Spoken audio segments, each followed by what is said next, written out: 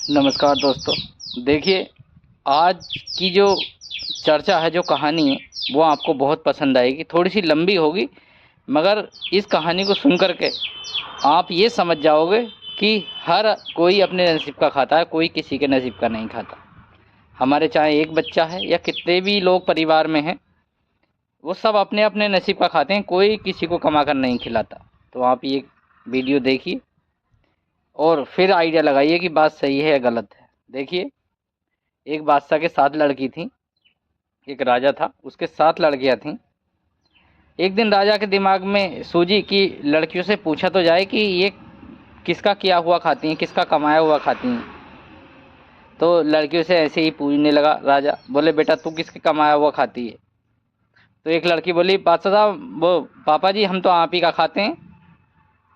ठीक है। फिर बादशाह ने दूसरी लड़की से पूछा कि बेटा तू किसके नसीब का खाती है? बोले, पापा जी हम तो आप ही का ही खाते हैं, आप ही के नसीब का ही खाते हैं, हम कोई कमाने थोड़ी जा रहे हैं कहीं। तीसरी से बोला, उसने भी यही जवाब दिया। पांचवी से पूछा, उसने भी यही जवाब दिया। छठी से पूछा, उसने भी यही जवाब दिया।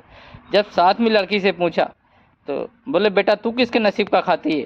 तो लड़की ने बोला कि मैं अपने नसीब का खाती हूँ पिताजी। ये सुन करके बादशाह को बड़ा गुस्सा आया और उसने सोचा इस लड़की को मैं जो है त्याग दूंगा। इतना गुस्से में आ गया राजा, घमंडी राजा था, गुस्सा आ गया उसे। एक दिन शाम को जाकर के, बेटा चल शिकार करने चल रहे हैं। शाम के समय चला गया लड़की को लेकर के। जब वहाँ अंधेरा हुआ तो अपनी लड़की से बोला, बेटा तू यहीं बैठ, मैं अभी आया। बादशाह वहाँ लड़की को बैठा करके वो चला जाता है और बादशाह अपने घर आ जाता है। जब रात हुई, लड़की को चिंता हुई, लड़की अकेली थी जंगल में। उसने इधर उधर देखा तो कोई उसे नहीं दिखाई दिया। वो लड़की जो है भगवान की भक्त थी। वो समझ गई कि हाँ पापा मुझे छोड़ गए, उस कारण बहुत गुस्सा है। मेरे दोस्तों, मेरे भगवत प्रेमियों, लड़की जंगल में इधर उधर जाने लगती है डर के मारे। तो एक मोहताज था, पेड़ की जड़ में वो बैठा था। उसके जो हाथ पैर सब काम नहीं करते थे, मोहताज था वो। तो मेरे दोस्तों, मेरे भगवत प्रेमी, वो लड़की उसकी जड़ में ही जा करके बैठ जाती है। तो वहीं पर वो सो जाती है। सुबह को आँख खुलती है, मोहताज कहता है, तू कौन है? बोले, मैं अब तो आप ही के सहारे हूँ, आप ही के साथ हूँ और मैं अब आप ही के साथ रहूँगी। तो मोहताज कहता है, तू मेरे साथ क्या करेगी? अपना काम देख, और मैं तो खुद मोहताज हूँ, मैं तुझे क्या करके खिलाऊंगा? तो लड़की बोली, नहीं, आज के बाद मैं तुम्हारे साथ ही रहूँगी और तुम्हारी जीवन संगनी होकर के मैं तुम्हारा पूरा साथ जीवन भर साथ दूंगी। मोहताज बोला, यार ये बड़ी मुसीबत की जान मेरे पल्ले पड़ी। अब मेरे दोस्तों, लड़की वहाँ रहने लगती है। मोहताज था, उसकी सेवा करने लगती है। उन्होंने वहाँ एक कुटिया बना ली, वो वहीं पड़े रहते दोनों। मेरे दोस्तों, उस लड़के के जो पेट के अंदर था, एक सांप घुस गया था। सांप किसी भी तरीके से घुसा हो, या तो श्राप के कारण, जिस चीज के भी कारण। और ऊपर जो है एक और सांप रहता था ऊपर। तो दोनों सांपों में उनमें जो है क्या बहस हुई।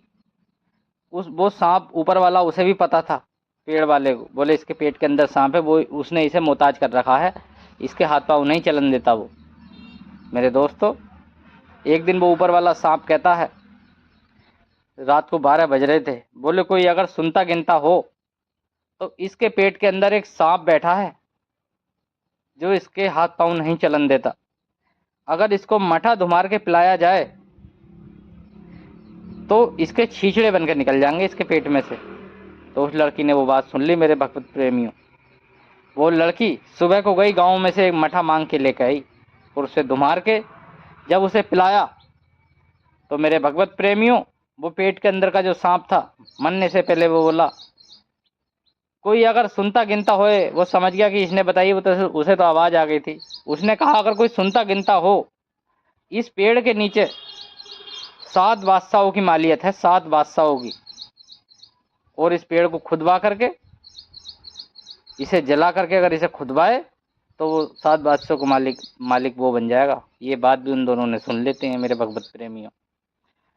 वो तो सांप मठा पी करके छींचड़े बन के उसका निकल जाता है। वो लड़का जो है सीरा होता चला आया मेरे भक्तों, और 4-5 दिन में वो बिल्कुल सही हो गया।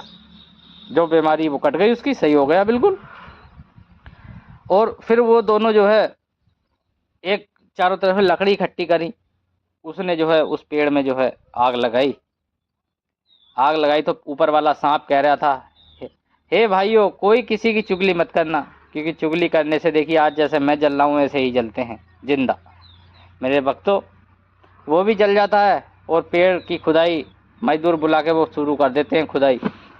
और जो है जब खुदाई शुरू हो जाती है तो पेड़ के नीचे से जो है उनके जो है 7 बादशाह की मालियत जो है निकलती है। जब 7 बादशाह की मालियत निकलती है तो जो है फिर तो वो माला माल हो जाते हैं। फिर तो उनके जो है माल का कोई ठिकाना ही नहीं था। जहाँ 7 बादशाह, जहाँ एक बादशाह, वो तो मालियत बहुत थी। मेरे भगवत प्रेमियों, उन्होंने जो है जब उनके पास 7 बादशाहों की मालियत आगे महल बनवाया और राजा बन गए वो। तो फिर राजा बनने के बाद उन्होंने भंडारा करवाया और सारे राजाओं को बुलाया, सारे राजाओं को। सब राजा खाना खाने के लिए आए।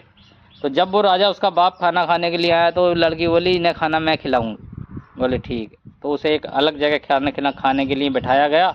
और लड़की वो 7 बार 7 साड़ियाँ पहन करके आई। और पहली बार आई दूसरी साड़ी पहन करके, तीसरी बार आई तीसरी साड़ी पहन करके। तो उनने 7वीं बार में उसका हाथ पकड़ लिया उस राजा ने। बोले, हे बादशाह साहब, आपकी कितनी रानियाँ हैं?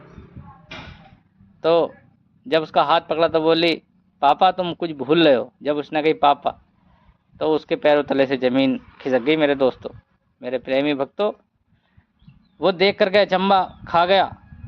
और लड़की कहती है, पापा मैं वही तुम्हारी बेटी हूँ जो आप मुझे जंगल में छोड़ गए थे, और मैं आज भी अपने नसीब का खा रही हूँ और कल भी मैं अपने नसीब का खा रही थी।